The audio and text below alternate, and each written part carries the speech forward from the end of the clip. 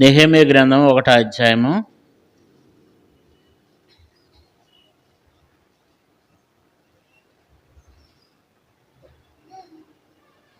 6వ వచనాన్ని అందరూ కలిసి చదువుకుందాం.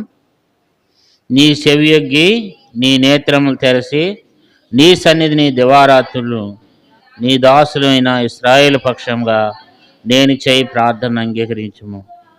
నీకు విరోధముగా పాపం చేసిన ఇశ్రాయేలు కుమారుల దోషమును నేను ఒప్పుకొనుచున్నాను. నేనును నా తండ్రి ఇంటి వారును పాపము చేసి ఉన్నాము. దేవుడి మాటల ద్వారా మనతో మాట్లాడి సహాయం చేయనుగాక. దేవుని వాక్యం నుండి మనం చూసినట్లయితే నెహెమీయా గ్రంథము 1వ అధ్యాయం 6వ వచనంలో రాయబడిన మాట ఏంటంటే, నీ చెవియొగ్గి నీ నేత్రములు తెరచి నీ సన్నిధిని దివారాత్ములు నీ దాసులైన ఇశ్రాయేలు పక్షముగా నేను చేయి ప్రార్థనను అంగీకరించము. నీకు విరోధంగా పాపం చేసిన ఇశ్రాయేలుల కుమారుల దోషమును నేను ఒప్పుకొనుచున్నాను. నేనును నా తండ్రి ఇంటి వారును పాపము చేసి ఉన్నాము. ఇక్కడ నెహెమీయా మరి ఉపవాసం ఉండి తను ఏం చేస్తూ వచ్చాడు? ప్రార్థన చేస్తూ వచ్చాడు. 4వ వచనం చూడండి. ఈ మాటలు వినినప్పుడు నేను కూర్చుండి ఏడ్చి కొన్ని దినములు దుఃఖముతో ఉపవాసం ఉండి ఆకాశమందలి దేవుని ఎదుట విజ్ఞాపన చేసి తిని.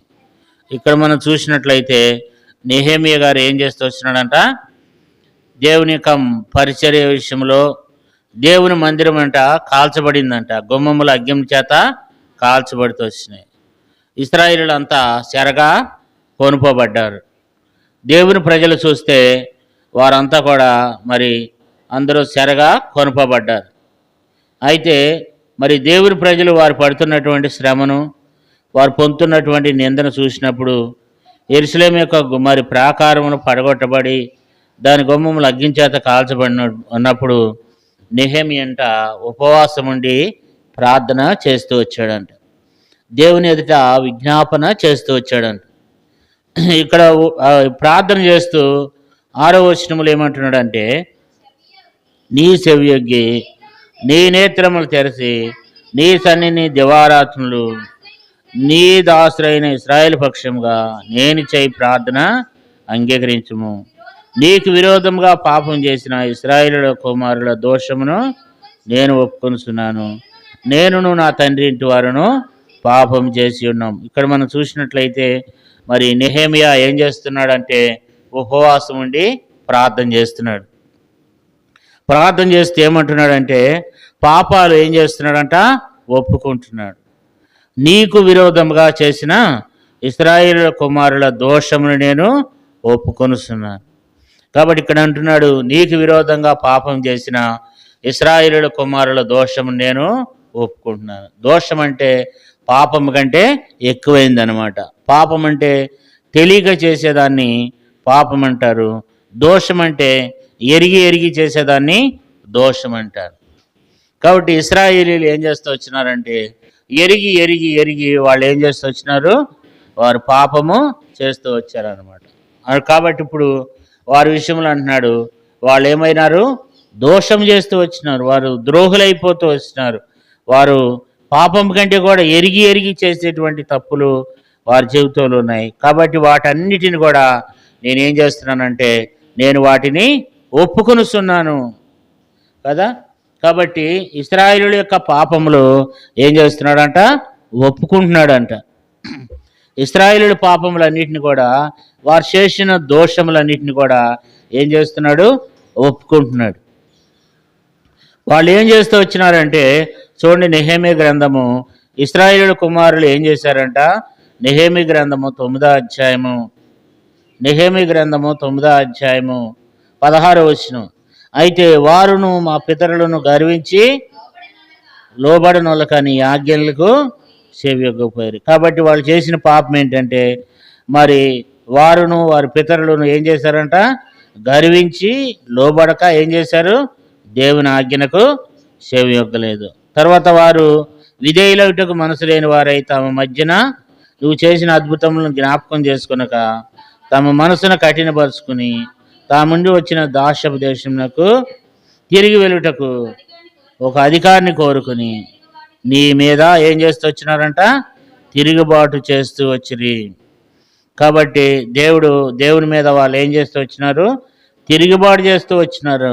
దేవుణ్ణి వారు విసర్జిస్తూ వచ్చినారు, దేవుని వారు త్రోసివేస్తూ వచ్చినారు. కాబట్టి వారు దేవుని మాట వినని వారై దేవునికి వారు ఏం చేస్తూ వచ్చినారంట, తిరుగుబాటు చేస్తూ దేవుణ్ణి వారు విసర్జిస్తూ వచ్చినారు, దేవుని మాటను వారు త్రోసివేస్తూ వచ్చినారు.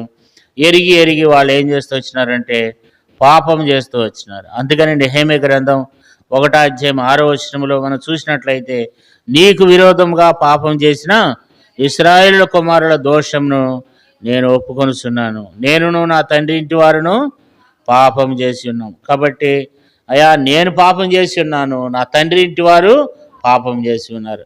ఇక్కడ నెహెమ్యా ఏం చేస్తున్నాడంటే, నీకు విరోధంగా పాపం చేసిన ఇశ్రాయేలు కుమారుల దోషమును ఒప్పుకొనుచున్నాను, తర్వాత నేను చేసిన పాపాలు ఒప్పుకుంటున్నాను, తర్వాత నా తండ్రి ఇంటి వారు చేసిన పాపమును కూడా నేను ఒప్పుకొనుచున్నాను. కాబట్టి ఇశ్రాయేలు పాపాలని, తన పాపాలని, తన తండ్రి ఇంటి వారు చేసిన పాపాలని పితరుల దోషము, పితరుల పాపం అంటారు.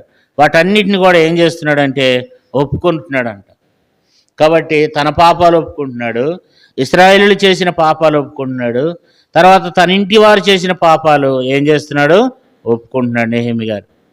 కాబట్టి మరి అందుకని తను ఏం చేశాడంటే, మొట్టమొదట తన ప్రార్థన ప్రారంభించినప్పుడు మొట్టమొదటి తను చేసినది ఏంటంటే ఒప్పుకోలు ప్రార్థన చేశాడనమాట.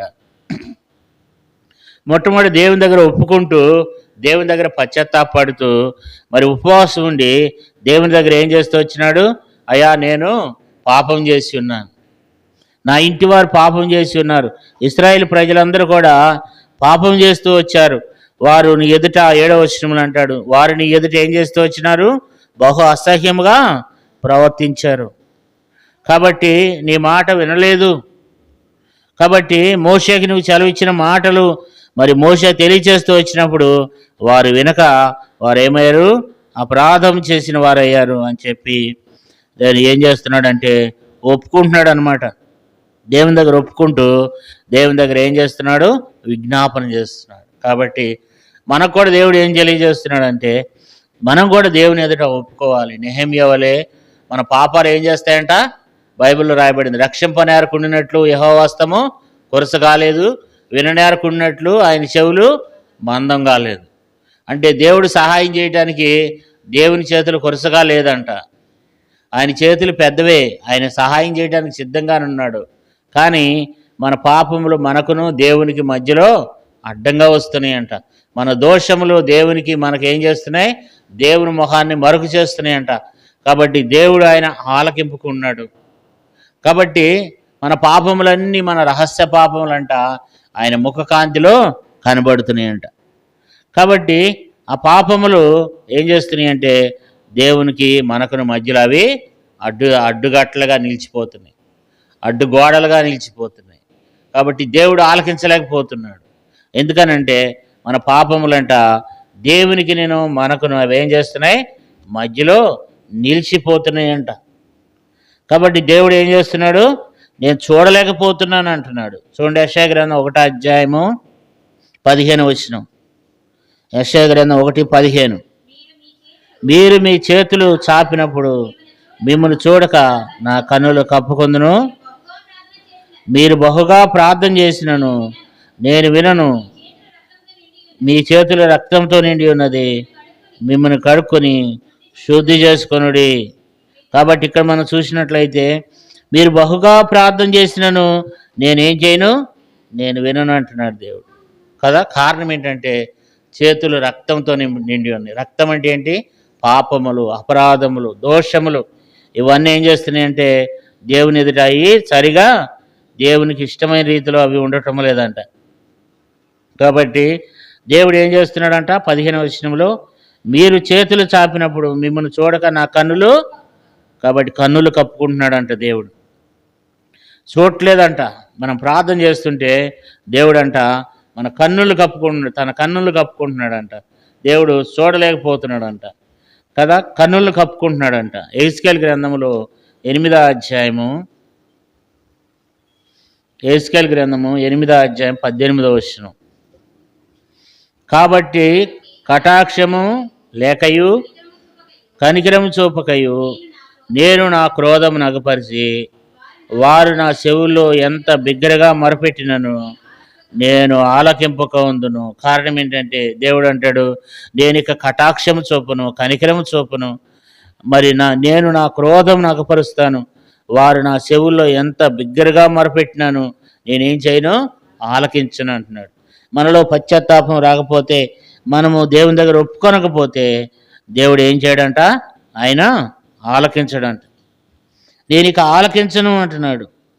నేను ఇక వినను, మీరు ఎంత బిగ్గరగా చేసినా ఎంత మొరపెట్టినా సరే నేను మీ ప్రార్థన ఏం చేయను, ఆలకించను అని చెప్పి దేవుడు మాట్లాడుతున్నాడు కదా. నెహెమియా అందుకని ఏం చేస్తున్నాడు అంటే, మరి దేవుని సన్నిధిలో ఉండి నెహెమియా ప్రార్థన చేస్తున్నాడు. ఎవరెవరి కొరకు ప్రార్థన చేస్తున్నాడు? ఇశ్రాయేలు కొరకు ఏం చేస్తున్నాడు? ఆయన ప్రార్థన చేస్తున్నాడు, ఒప్పుకుంటున్నాడు దేవుని దగ్గర. ఇశ్రాయేలు కొరకు తను ఒప్పుకుంటున్నాడు. ఇశ్రాయేల్ పాపం చేసింది ఇశ్రాయేల్ అయితే, ఈయన ఆ పాపాలను తన మీద వేసుకుని మరి ఇశ్రాయేల్ పక్షంగా ఏం చేస్తున్నాడు, దేవునికి విజ్ఞాపన చేస్తున్నాడు. తర్వాత తన ఇంటి వారు చేసిన పాపములు, తన తల్లిదండ్రులు తన ఇంటి వారు చేసిన పాపాలు కూడా ఏం చేస్తున్నాడంటే ఒప్పుకుంటున్నాడు. అయ్యా మా తల్లిదండ్రులు చేసిన పాపాలు, అయ్యా మా అక్క చెల్లెలు మా అన్నదమ్ములు చేసిన పాపాలు, మా పితరులు చేసినటువంటి పాపాలు, ఇవన్నిటిని కూడా ఏం చేస్తున్నానంటే నేను ఒప్పుకుంటున్నానని చెప్పి దేవుని ఎదుట ఏం చేస్తున్నాడు, ఒప్పుకుంటున్నాడు. తన పాపములను, ఇశ్రాయేలు కుమారుల పాపమును, తల్లిదండ్రులు చేసిన పాపములన్నింటిని కూడా ఏం చేస్తున్నాడంట, ఒప్పుకుంటున్నాడని చెప్పి ఇక్కడ నెహెమియా ఏం చేస్తున్నాడంటే దేవుని దగ్గర పశ్చాత్తాపడుతూ దేవుని దగ్గర ఏం చేస్తున్నాడు, ఒప్పుకోలు ప్రార్థన చేస్తున్నాడు అనమాట. మరి ఉపవాస ప్రార్థన సందర్భంగా మనం కూడా దేవుని సన్నిధిలో మనం కూడా దేవుని దగ్గర, ప్రభా మరి ఈ నెలంతట్లు కూడా మేము అనేక సార్లు ఎరిగి ఏం చేసాం, తప్పిపోయినాం, పడిపోయినాం, మీకు ఇష్టమైన రీతిలో మేము ఉండలేకపోయాం, మిమ్మల్ని బాధపరుస్తూ వచ్చాము, మీ పరిశుద్ధాత్మను మేము దుఃఖపరుస్తూ వచ్చాము. కాబట్టి మమ్మల్ని క్షమించమని దేవుని దగ్గర మనం అడిగి మనము ప్రార్థనలో కొనసాగదాం. దేవుడి కొద్ది మాటలు దీవించి ఆశీర్వదించినాక మరి మన వ్యక్తి